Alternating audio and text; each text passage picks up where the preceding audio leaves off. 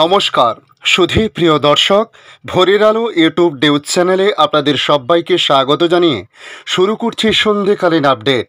এই মুহূর্তে আবহাওয়ার সবচেয়ে বড় খবর, নিম্নচাপের জেরে আগামী 3 থেকে 4 দিন ভারী বৃষ্টির ইঙ্গিত আবহাওয়া দপ্তরের। উত্তরবঙ্গে টানা ঝড় বৃষ্টির পর এবার বৃষ্টির দাপট দেখাবে দক্ষিণবঙ্গে, জানালো আবহাওয়া দপ্তর। ইতিমধ্যে রাজ্যের সমস্ত অংশে প্রবেশ করেছে মৌসুমী বায়ু। এছাড়াও বঙ্গোপসাগরে তৈরি হয়েছে একটি ভয়ঙ্কর নিম্নচাপ, আর এর জেরে বেশ কিছু এলাকায় ভারী বৃষ্টিপাত আজ হতে পারে বলে জানানো হয়েছে। ইতিমধ্যে একাধিক এলাকায় বৃষ্টিপাত শুরু হয়েছে। রাতের দিকে বৃষ্টির দাপট আর বাড়তে পারে বলে জানানো হয়েছে। তাই আজকের এই ভিডিওর মাধ্যমে আপনাদের জানাবো পশ্চিম বাংলার উত্তরবঙ্গের পাশাপাশি দক্ষিণবঙ্গের কোন কোন জেলায় আজ ভারী বৃষ্টিপাতের সম্ভাবনার কথা বলা হয়েছে। তার সঙ্গে তুলে ধরব বাংলাদেশ আবহাওয়া দপ্তর বাংলাদেশ নিয়ে কী জানিয়েছে ও ভারতবর্ষের অন্যান্য রাজ্যের আবহাওয়ার পরিস্থিতি আজ এবং আগামী দিনগুলি কেমন থাকতে পারে সংক্ষিপ্তভাবে জানানোর চেষ্টা করব আজকের এই ভিডিওর মাধ্যমে। অবশ্যই ভিডিওর শেষ পর্যন্ত দেখতে অনুরোধ করলাম। দেখে নিন আজকের লেটেস্ট আপডেটে কী জানিয়েছে আবহাওয়া দপ্তর।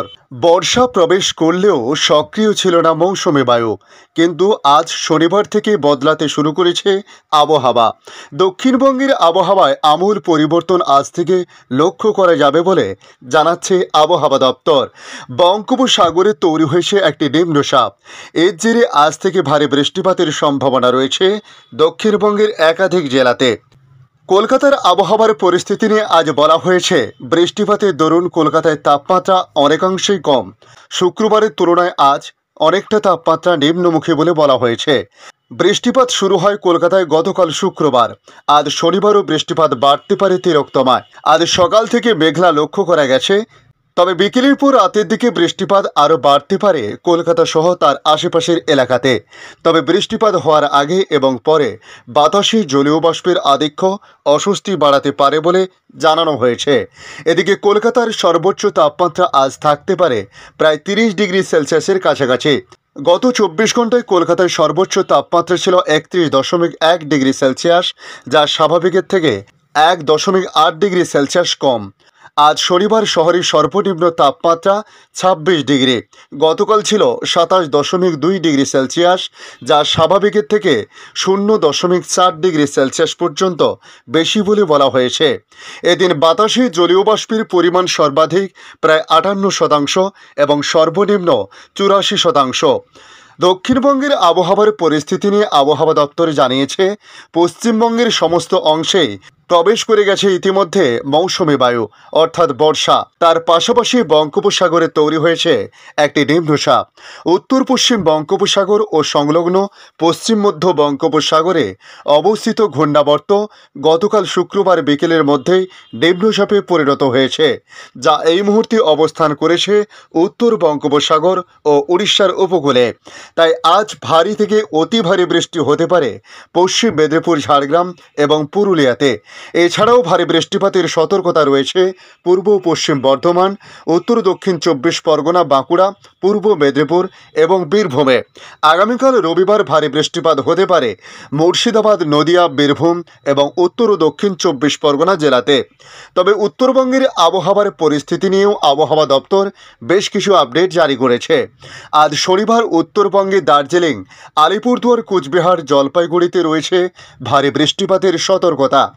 আগামীকাল রবিবার 30শে জুন জলপাইগুড়ি, আলিপুরদুয়ার, কুচবিহার এখানে অতি ভারী বৃষ্টির সতর্কতা রয়েছে।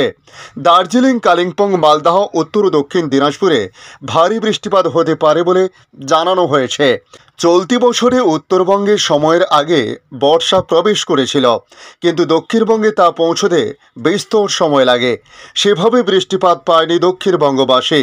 তবে সবশেষে সক্রিয় হতে চলেছে মৌসুমী বায়ু এবং দক্ষিণবঙ্গে আজ থেকে হাওয়া বদলানোর সম্ভাবনা প্রবল বলে জানানো হয়েছে।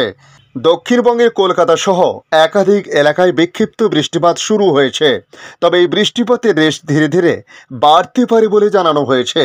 এদিকে বাংলাদেশ আবহাওয়া অধিদপ্তর জানাচ্ছে মৌসুমি বায়ু সক্রিয় রয়েছে। এমন অবস্থায় সারা দেশে বৃষ্টির পরিমাণও বেড়েছে। সারা দেশের সব বিভাগেই বৃষ্টি হচ্ছে গতকাল শুক্রবার থেকে। আজ শনিবার 29শে জুন দেশের 8 বিভাগেই বৃষ্টির পূর্বাভাস দিয়েছে হাওয়া অফিস। আবহাওয়া অফিস বলছে রংপুর, রাজশাহী, ঢাকা, ময়মনসিংহ, খুলনা, বরিশাল, চট্টগ্রাম ও সিলেট বিভাগের অধিকাংশ জায়গায় অস্থায়ীভাবে দমকা হাওয়া সহ হালকা থেকে মাঝারি ধরনের বৃষ্টি, বজ্রসহ বৃষ্টি হতে পারে। সেই সঙ্গে দেশের কোথাও কোথাও মাঝারি ধরনের ভারী থেকে অতি ভারী বর্ষণ হতে পারে। একই সঙ্গে সারা দেশে দিন এবং রাতের তাপমাত্রা প্রায় অপরিবর্তিত থাকতে পারে। আবহাওয়াবিদ আবুল কালাম মল্লিক জানান, মৌসুমি বায়ুর অক্ষ বিহার লঘুচাপের কেন্দ্রস্থল এবং বাংলাদেশের মধ্যাঞ্চল হয়ে উত্তর পূর্ব দিকে আসাম পর্যন্ত বিস্তৃত রয়েছে। মৌসুমি বায়ু বাংলাদেশের উপর সক্রিয় এবং উত্তর বঙ্গোপসাগরের অন্যত্রে প্রবল অবস্থায় রয়েছে, তাই দেশের 8 বিভাগের অধিকাংশ জায়গায় বৃষ্টির সম্ভাবনা রয়েছে। এদিকে লঘুচাপ সৃষ্ট ও মৌসুমি বায়ু অক্ষ বাংলাদেশের মধ্যাঞ্চল বিস্তৃত হওয়ায় বৃষ্টির পরিমাণ বাড়বে বলে জানিয়েছে আবহাওয়াবিদরা। এ বিষয়ে আবহাওয়াবিদ হাফিজুর রহমান তিনি জানিয়েছেন, মৌসুমি বায়ু দেশের উত্তর পূর্বাঞ্চলে সক্রিয় থাকায় এই অঞ্চলের জেলাগুলিতে বৃষ্টি বেশি হয়েছে। এখন এটি দেশের মধ্যাঞ্চলে সক্রিয় থাকায় ঢাকা সহ আশেপাশের জেলাগুলিতে নিয়মিত বৃষ্টির সম্ভাবনা বেড়ে গেছে। আগামীকাল রবিবারের পূর্বাভাসে বলা হয়েছে রংপুর, রাজশাহী, ঢাকা, ময়মনসিংহ, খুলনা, বরিশাল, চট্টগ্রাম ও সিলেট বিভাগের অধিকাংশ জায়গা অস্থায়ীভাবে দমকা হাওয়া সহ হালকা থেকে মাঝারি ধরনের বৃষ্টি বা বজ্রসহ বৃষ্টি হতে পারে। সেই সঙ্গে দেশের কোথাও কোথাও মাঝারি ধরনের ভারী থেকে অতি ভারী বর্ষণ হতে পারে। এদিন সারা দেশে দিন এবং রাতের তাপমাত্রা 1 থেকে 2 ডিগ্রি সেলসিয়াস হ্রাস পেতে পারে। ধন্যবাদ সম্পূর্ণ ভিডিওটি দেখার জন্য। ভালো লাগলে লাইক, শেয়ার, কমেন্ট করবেন। কমেন্টে অবশ্যই জানাবেন আপনার এলাকার নাম। বর্তমান সেখানকার আবহাওয়ার পরিস্থিতি কী রয়েছে তা জানাতে ভুলবেন না।